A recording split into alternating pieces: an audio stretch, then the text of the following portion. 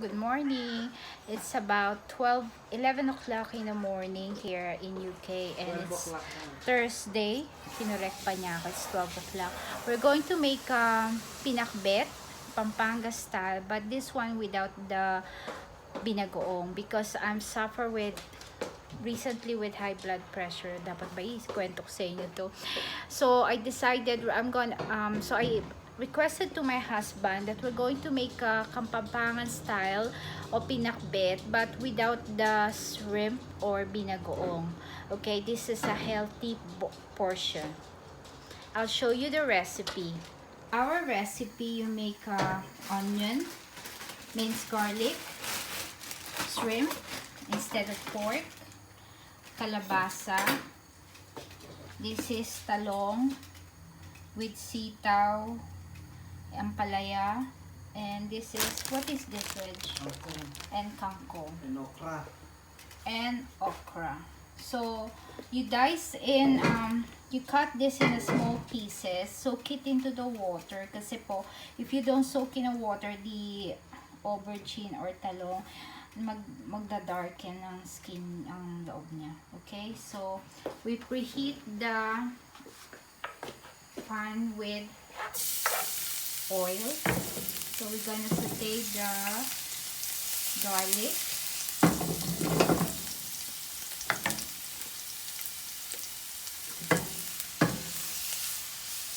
This is our chef. Not too darken, okay? Don't wait it until it's golden brown.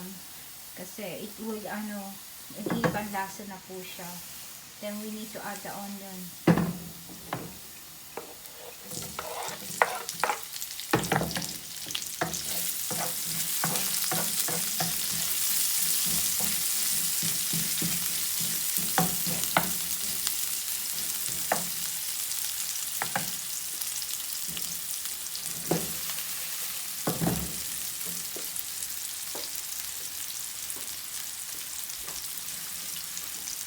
I just came from my holiday in Prague, but before I went to holiday in Prague, my blood pressure is not really good. So we need to add the shrimp now.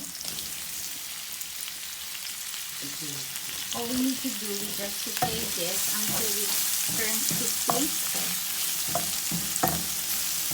Like what I'm doing right now.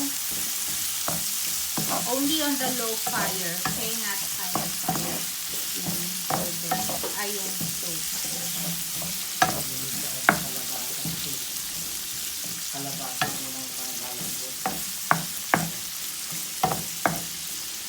Then we need to add the kalabasa. What's kalabasa in English? Squash.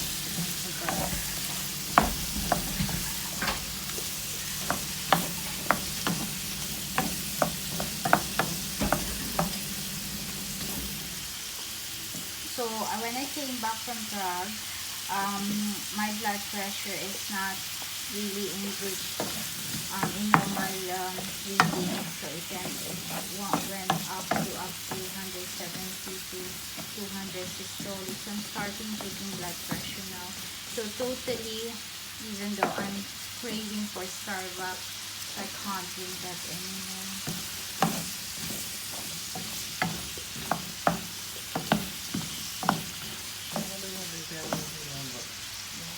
Make it, wait until the kalabasa squash make it tender. Explain mo kung bakit yung kalabasa kasi matigas ang kalabasa. Yeah. We need to put the squash first because it takes a while to make it tender or soft. So leave it in the low fire.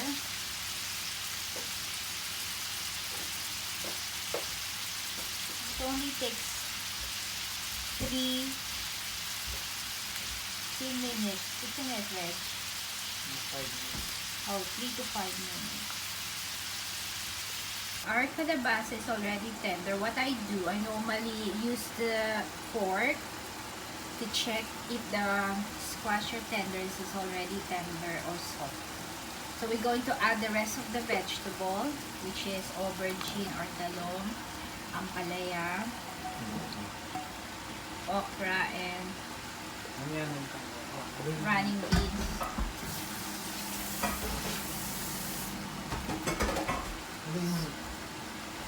So what we're going to do, we mix it slowly. I'll ask my husband, the vegetable should not be overcooked.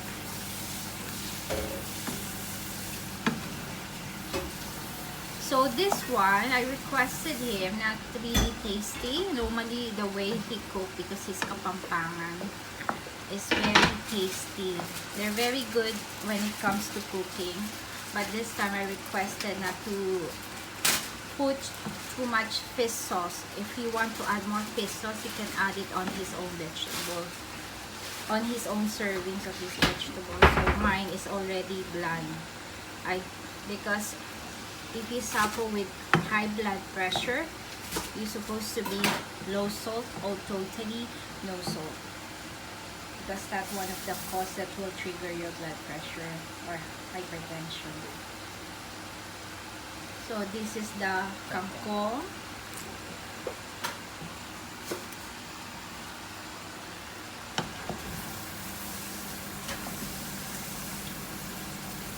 He live in abroad. Vegetable is very expensive, guys, not compared to the Philippines. I think it's more affordable. This recipe, how much it will cost us? About 13 pounds for the whole recipe, including everything. You need to add at least one. So we're going to add the fish sauce. We're not much, Reg. There's one because you got loads of there you go, that's it.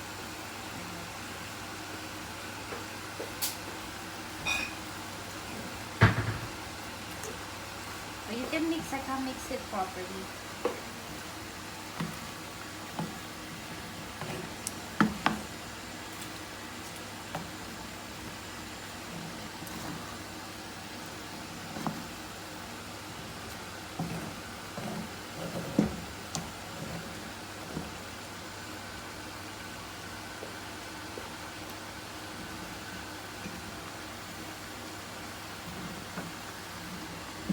Look at what he's doing. He's a type of person, while he's cooking, he's cleaning. So our kitchen, our oven or cooker is very clean all the time. Spotless chaos, you can see.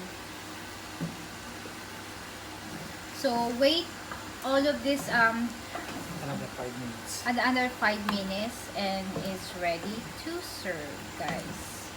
So if you want to, this one is normally you can add bagoong or salted shrimp, but because of what I told you, I requested not to put anything on it. I don't know how it will taste, but I think it will taste better.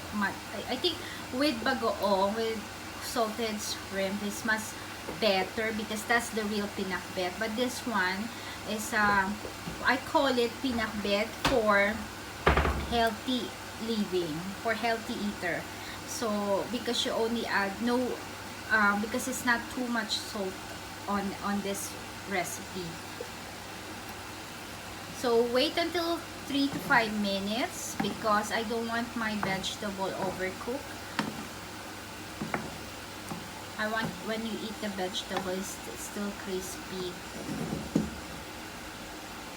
Okay. That's the end of our pinakbet for healthy pinakbet recipe. Okay guys, this is the end of our vlog. I call it healthy pinakbet.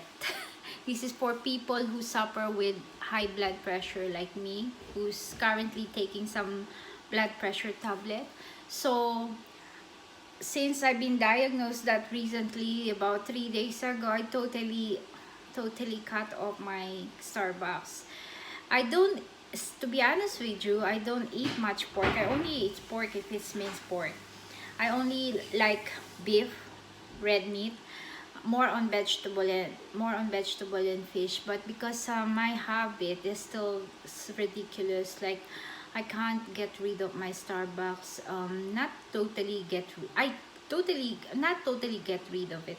You totally cut off. But when I came back from Prague, when I went to Prague for 3 days, I keep drinking Starbucks for every day, sometimes twice a day, and then with cheesecake. So I think that makes my my blood pressure na naging worse when I came back from my holiday. So I've learned from my lesson, and then I'm not trying to be perfect, but I'll trying to be more healthy right now. So it's really hard kasi if you want something, you just need to be set your mind na you want, if you want to be healthy. Because what happened to me, I don't want to tell you that what happened to me that day is a worst nightmare. I thought that I'm going to end up in A&E. So guys, take from advice from me, don't end up now you end up with stroke or anything kasi it's too scary po, especially if you live in the Philippines. You know, our medical facilities in Philippines is really expensive. So that's the end of the vlog. My next vlog, I'll try to upload this today, and my next vlog is about how much it cost me to go to Prague and what all my expenses. I'll do it on my next vlog, guys. I know I haven't vlogged for almost 2 weeks now because when I came back, I'm really tired. I just had 2 days off, went back to work for 2 days, and then it happens I need to be off again for 5 days. Okay, so good day everyone, and be healthy, and please subscribe to my channels. Please like and subscribe to my channels, and please comment down below if you interested, if you want to teach you yung mga iba pang gusto yung mga dishes, and I'll ask my husband to do it just for you guys. Okay, God bless and be kind to everyone. Bye.